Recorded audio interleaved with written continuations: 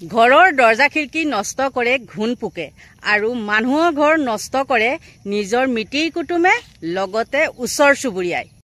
আৰু এক আচৰিত কথা এটা আজি গম পালো কি জানেনে, ৰাজনীতি বুলে দুফাল কৰে এবিধ পৰিভ্ৰমী চৰাই।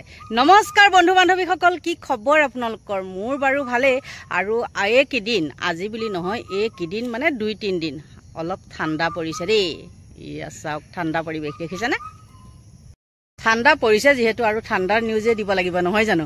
এতিয়া মেইন কথাটো কি জানে, মই আজিহে শুনিছো যে পৰিভ্ৰমী চৰায়ে বোলে বিজেপি ভিতৰ চৰাটো গন্ধগোল লগাইছে। আৰু এই কথাটো কোনে কৈছে, আৰু এই চৰাইটো আহিছে বোলে কিবা মাঘেৰিটা নে চাঘেৰিটা তেনেকুৱা চৰাই। একদম আচৰিত কিন্তু দেই। আৰু সঁচাকৈ শুনিলে বৰ আচৰিত লাগে আৰু একেবাৰে নোহোৱাও নহয়, সত্য কথা। আপোনালোকৰ মাজলৈ মই দি দিম। তাৰ মানে বাৰু এই মাঘেৰিটা চৰাই বুলি যে কৈছে, তাৰ মানে এই নিজৰ উপাধিটো সলনি কৰি পেলাই যে মাঘেৰিটা লিখিছে, সেইটো কথাকে বাৰু কৈছে নেকি বাৰু? পাকে পকাৰে বাৰু সেই মানুহজনে পৰিভ্ৰমী চৰাই বুলি যে কৈছে, মাঘেৰিটা পৰিভ্ৰমী চৰাই, তাৰ মানে মাঘেৰিটা দাইটিৰ কথা কৈছে নেকি? যিজন মাঘেৰিটা দাইটিয়ে নিজৰ উপাধিটো সলনি কৰি পেলাই মাঘেৰিটা লিখিছে, মোৰ মতে পৰিভ্ৰমী চৰাই বুলি তেওঁকে কৈছে। কাৰণ তেওঁ হঠাৎ আহি পেলাই ৰাজনীতিত সোমাই গ'ল নহয়নে? আৰু তেওঁক ৰাজনীতিলৈ কোনে আনিছে, কি কথা আপোনালোকেতো গম পায়েই। তেওঁ আগতে কি আছিলে সেইবিলাকতো মানে কি ক'ম আৰু, আগতে কৈছোৱে। গতিকে সেই বিধায়কজনে ইমান সাহসেৰে কথাখিনি কৈছে, সেইটো কাৰণে কিন্তু তেওঁলৈ বিৰোধী দলৰ হ'লেও মোৰ ফালৰ পৰা বহুত বহুত ধন্যবাদ। কিছুমান আছে নহয়, নিজৰ দলৰ কথা মানে নকয়, মানে চুৰ হ'লেও নকয়, লাগে নিজৰ বস্তুকে চুৰ কৰি লৈ যাওক। কিছুমানে নিজৰ গাড়ীটো হেৰুৱাৰ ভয়ত সেই কথাটো নকয়। কিন্তু এইজন বিধায়ক আকৌ অলপ বেলেগ ধৰণৰ। তেওঁ যিমানেই মানে কিবা কিবি বদনামৰ সন্মুখীন হৈছিলে বাৰু, নোহোৱাও নহয়, কিন্তু কি জানেনে, তেওঁ সৎ সাহসেৰে সেই কথাখিনি দলত থাকি হ'লেও কৈছে। তেওঁ মতে মানে কি, ৰাইজৰ হকে উঠিছে যেতিয়া ৰাইজৰ হৈ কাম কৰিব নহয় জানো। ৰাইজক পংগু কৰি পেলাই তেওঁ নিজে টকা পইচা ঘটা চিন্তাটো কৰা নাই, আৰু সেইকাৰণে ৰাইজৰ মংগলৰ হৈয়ে তেওঁ এইখিনি কথা উনুকিয়াই দিছে নিজৰ দলত থাকি। আৰু মই আপোনালোকৰ আগত কম এতিয়া কোনজনে এই কথাটো কৈছিলে। আপোনালোকৰ সকলোৰে পৰিচিত মৃণাল শইকীয়া। সেই মৃণাল শইকীয়াই কৈছে কথাটো যে পৰিভ্ৰমী চৰায়ে দলটোৰ ভিতৰ চৰাটো শেষ কৰি দিছে। আৰু মই ক'লেতো আপোনালোকে বিশ্বাস নকৰিব নহয়নে বাৰু। গতিকে আপোনালোকৰ মাজলৈ মই নিউজটো দিবই লাগিব। গতিকে চাওকচোন আমাৰ মৃণাল শইকীয়াই কি কৈছে নিজৰ দলত থাকিয়ে। তেওঁ কিন্তু সৎ সাহসক চেলুট জনাব লাগিব। চাই লওক। আজি আমাৰ বিজেপি লিড দেখিছে নাই? গুৱাহাটীত আগতে কেনেকুৱা লিডত জিকে, 3.5 লাখ 4 লাখ এনেকুৱা লিডত জিকে। তেতিয়া ইমান ডাঙৰ ডাঙৰ লিডাৰ নাছিলে। আমি 2014ত আমি 7টা আসন পাইছোঁ, নাছিলে। এই মাইগ্ৰেটৰী বাৰ্ডছ যিবিলাক পৰিভ্ৰমী চৰাই, সেইটোৱে বিজেপিক খোকলা কৰি দিছে। So' it is a time for ইন্ট্ৰস্পেকশ্যন।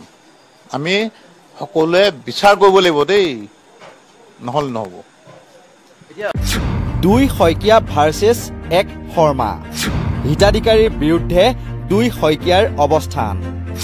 হিতাধিকাৰীৰ পক্ষত অৱস্থান 1 শৰ্মাৰ। হয়, ৰাজ্যিক বিজেপিৰ সভাপতি দিলীপ শইকীয়াৰ মতে হিতাধিকাৰীৰ কথা কোৱাসকল কংগ্ৰেছী বাওপন্থী। হিতাধিকাৰ সৃষ্টি কৰা নেৰেটিভটো কংগ্ৰেছৰ বাওপন্থীৰ। চৰকাৰত আহিছোৱে হিতাধিকাৰী সৃষ্টি কৰিবৰ কাৰণে। একেদৰে পৰিকৰ নহ'লে মন্ত্ৰীসকল হিতাধিকাৰী হ'লে হ'ব নেকি? ৰাইজতো হিতাধিকাৰী হ'ব লাগিব। এই নেৰেটিভটো কংগ্ৰেছৰ বাওপন্থী নেৰেটিভ। মুখ্যমন্ত্ৰী হিমন্ত বিশ্ব কৰা নেৰেটিভটো কংগ্ৰেছৰ বাওপন্থীৰ। চৰকাৰত আহিছোৱে হিতাধিকাৰী সৃষ্টি কৰিবৰ কাৰণে। নহ'লে মন্ত্ৰীসকল হিতাধিকাৰী হ'লে হ'ব নেকি? ৰাইজতো হিতাধিকাৰী হ'ব লাগিব। এই নেৰেটিভটো কংগ্ৰেছৰ বাওপন্থী নেৰেটিভ।